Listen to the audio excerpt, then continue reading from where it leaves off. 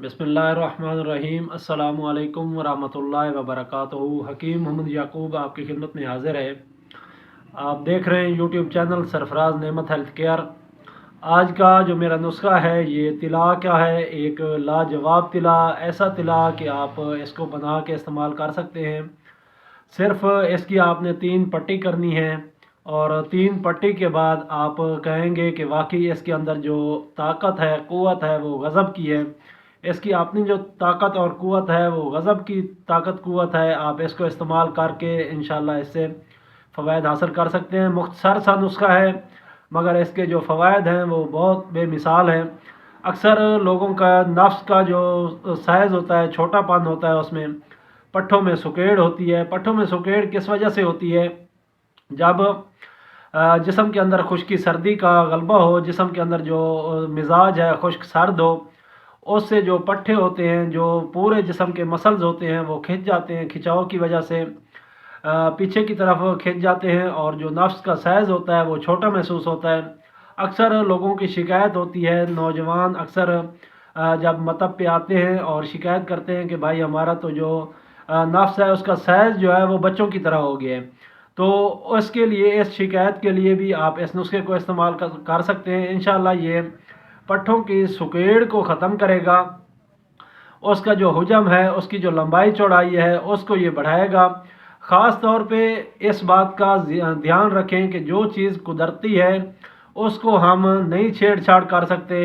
हाँ, कोई चीज़ जिस्म के अंदर ऐसी हो गई है कि जिसका नुकसान हुआ है, पहले वो सही थी, उसके बाद अपनी गलती की वजह से या फिर मिजाज की तब्दीली की वजह से, सू मिजाज होने की वजह से जिस्म के अंदर, तो उस वक्त अगर कोई तब्दीली आ गई है तो उसको आप ठीक कर सकते हैं और इंशाल्लाह जो आपका मसला है वो कुदरती तौर पे हल हो जाएगा और आपकी जो कुदरती लंबाई मोटाई है वो फिर लौट कर आ जाएगी। ये नुस्खा जो है ये आप जब मकामी तौर पे इसको लगाएंगे तो ये पट्ठों की सुकेड़ को ख़त्म करेगा और खून की सर्कुलेशन जो है उसको ये बढ़ाएगा। क्योंकि जो नफ्स की लंबाई और मोटाई है ये खून की सर्कुलेशन की वजह से होती है। अगर खून की सर्कुलेशन बेहतर है रगों के अंदर तो फिर आपकी जो लंबाई मोटाई है वो भी ठीक होगी। अगर खून की सर्कुलेशन मुकम्मल नहीं है तो फिर इंतशार भी कम आएगा, सख्ती भी कम होगी और ये जो टाइमिंग है वो भी फिर इसी तरह कम होगी। क्योंकि जब तक इंतशार नहीं होगा तो टाइमिंग वगैरह भी मुकम्मल नहीं होती।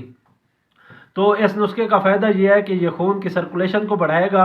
अक्सर लोग शिकायत करते हैं कि जो नफ्स होता है वो जड़ से कमज़ोर हो जाता है, जड़ से कमज़ोर हो जाता है और आगे जो होता है वो ठीक होता है। तो जड़ से जब कमज़ोर हो जाता है तो आप इस नुस्खे को इस्तेमाल करेंगे तो इंशाल्लाह जो आपकी जड़ है वो मज़बूत हो जाएगी, उसमें फुलाव आ जाएगा और आपका जो ये मसला है ये इंशाल्लाह हल हो जाएगा। दौरान मुबाशरत अगर अज़्व ख़ास ढीला पड़ जाता है तो वो भी इस बात की निशानी है कि जिस्म के अंदर खुश्की सर्दी का गलबा है, खून के अंदर गिलज़त है, खून गाढ़ा गाढ़ा है, तो इस वजह से जो सर्कुलेशन है वो मुकम्मल नहीं हो पाती। तो इसलिए आप इस नुस्खे को जब इस्तेमाल करेंगे तो इंशाल्लाह खून की सर्कुलेशन मुकम्मल होगी नफ्स के अंदर और जो अज़्व ख़ास ढीला पड़ जाता है वो ढीला नहीं पड़ेगा और आप मुतमईन हो सकेंगे। अक्सर लोगों का जो अज़्व ख़ास है उसकी अगर गलती करते हैं मुश्तज़नी की वजह से या फिर कसरत मुबाशरत की वजह से पेंसिल नुमा हो जाता है, ढीला ढाला हो जाता है। और कुछ लोगों का ऐसे होता है कि एक साइड पे टेढ़ा हो जाता है, टेढ़ापन होता है इसमें, तो वो भी पट्ठों का खिंचाव होता है और दूसरी तरफ के जो पट्ठे होते हैं उसमें लूजनेस होती है। एक में सुकेड़ होती है और एक में फैलाव होता है।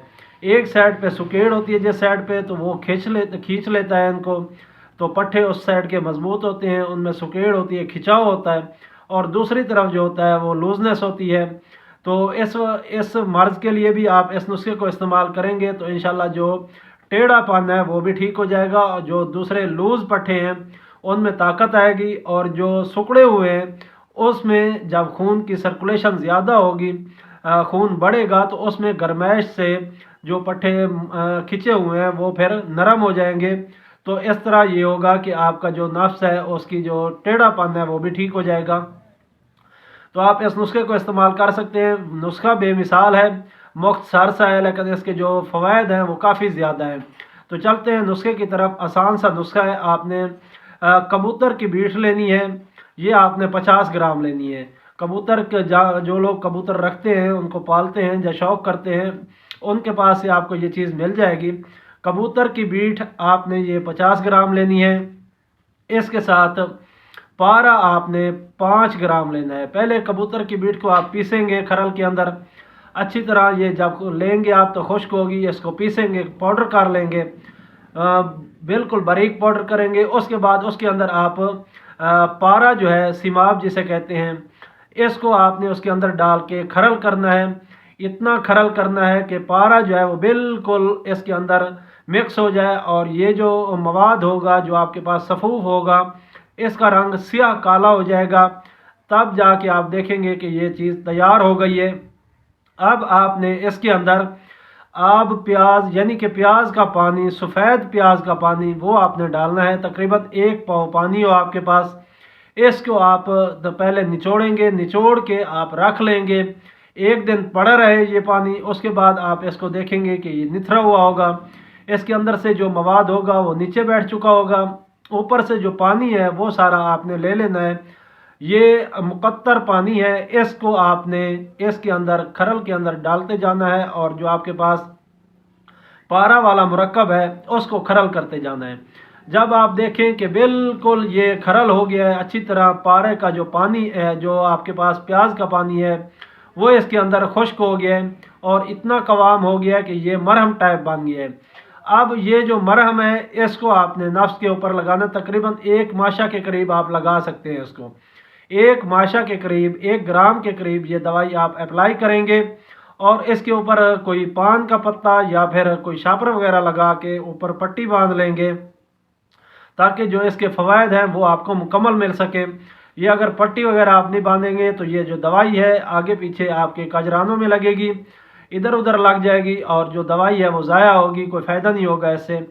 तो आपने इसके ऊपर पट्टी लाजमी बांधनी है। पहले पत्ता या शापर लपेट लें, उसके बाद आप इसके ऊपर पट्टी बांध लें। तो ये सुबह उठ के आपने ताज़ा पानी या फिर गर्म पानी के साथ इसकी धुलाई करनी है और बाद में 1-2 कतरे आपने तेल की मालिश कर लेनी है, सरसों का तेल। तो रोज़ाना आप इसी तरह करेंगे। ये 3 दफ़ा आपने करना है इस तरह ये अमल, और ये समझ लें कि सिर्फ 3 पट्टी आपने करनी है। इंशाल्लाह आपका जो मसला है वो हल हो जाएगा।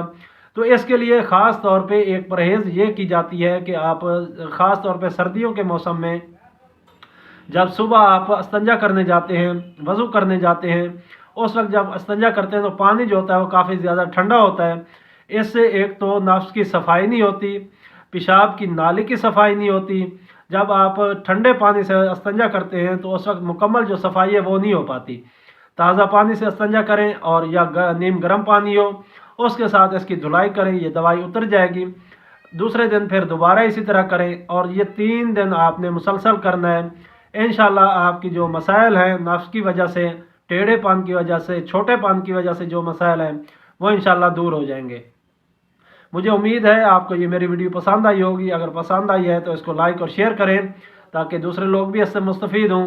इंशाल्लाह फिर मुलाकात होगी किसी और अच्छी सी वीडियो के साथ। तब तक के लिए मुझे इजाज़त दें। अस्सलामु अलैकुम वरहमतुल्लाहि वबरकातुहू।